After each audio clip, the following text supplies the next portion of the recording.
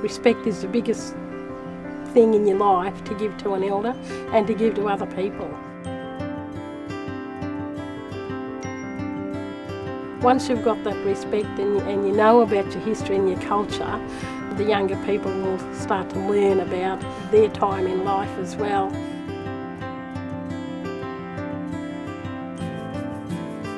We just talk and we think that these kids are not listening, but they are. They are.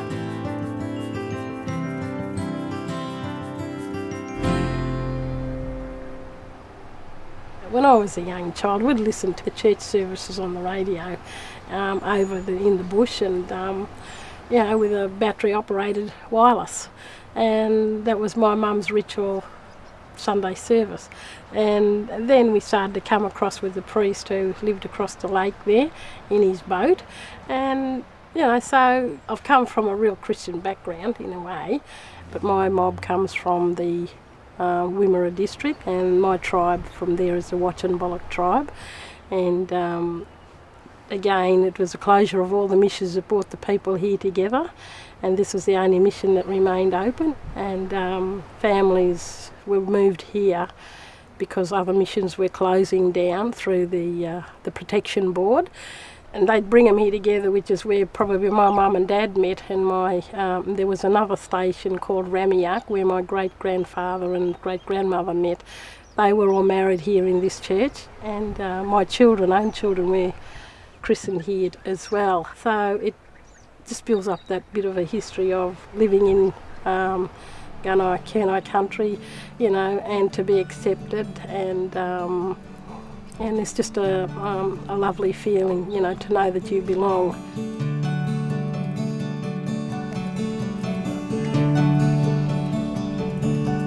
Hello everybody. Nice to see you. How you all going? Good? Yeah? Eating all your boomerangs. Hi, my name's Sue Hine. I'm an Indigenous person and I've been with Victoria Police for 9.5 years. And I've been fortunate enough to be involved in Koori mentoring for 2 years.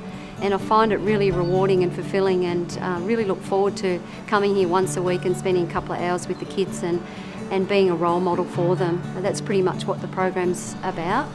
We often hold a yarning session where we bring in not just elders but sort of some Indigenous people that have been successful over the years and are really good people that can come and give these kids some positive outlooks on life and where you can go. So definitely the elders have a big role to play in that.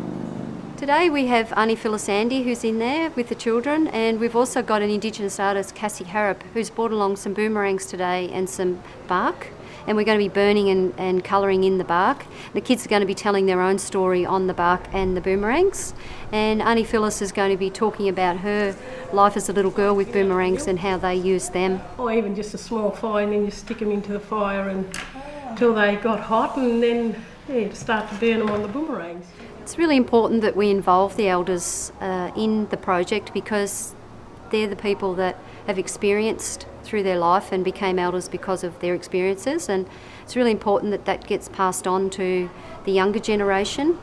The kids actually love the program. They're here every Tuesday. We usually spend a couple of hours with them, and normally they're here before I get here. So they give me some ideas of what they want to do, and so that makes them sort of involved in the project as well. Each week we try and do something different that's going to keep them coming back. I was giving a funeral service here about a couple of weeks ago, and I spoke of this lady. She was our last surviving elder of the Kurnai clan, I say, and she taught me a lot. She taught me a lot about the respect that I should be having, and by listening to her and her stories, I learned from her. I also learned from my mum. I also learned from other elders. So in order for the respect to be given and the culture to be handed down, we try to teach what we were taught. There is also another lady who's been ordained as a priest in the Western Gippsland area. Her name's Kathy Dalton. We are the first 2 women to be ordained in Gippsland, and we do lots and lots of pastoral care work with our people. It's a big job, and it's a rewarding job too at times, but sometimes you feel that You know, it's not enough to give, but then how much can you give of yourself as a human being?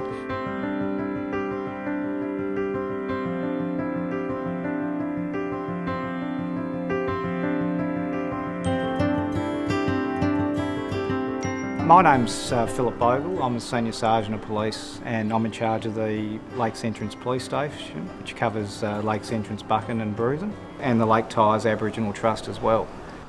This youth mentoring program is really important for us as police to get to know the Aboriginal kids in the area, and they're kids from the Lake Tyres Aboriginal Trust as well as Lakes Entrance. So I think with Lakes Entrance having a very high concentration of Aboriginal people, my staff, and I've got 18 staff at the station, this program is very, very influential to them. It brings us all closer together, and you know, we do drive around in divvy vans at night and we do see kids, and we see Koori kids, white kids and all that type of thing. And these kids do tend to come up to us now and start talking to us, and it's all through this program. They know us not as police as we lock people up. They see us as people that are human just like they are, and I think that really helps in our day-to-day work out in the street. The future is pretty good, and you know, you want to see the continuation of that greatness for this community as well as our other Aboriginal people. You know, that they can acknowledge that the church is here and a community is here, and that they could be accepted and willingly, you know, come. But when you see a young person going up and doing exactly what you did, then you know you've taught them, you know, something. And it's from their stories, it's from my stories, it's from, you know, another elder's story. So, yeah, it's all that gets heard and listened. And then once they're putting it into practice, you know, they've learnt it.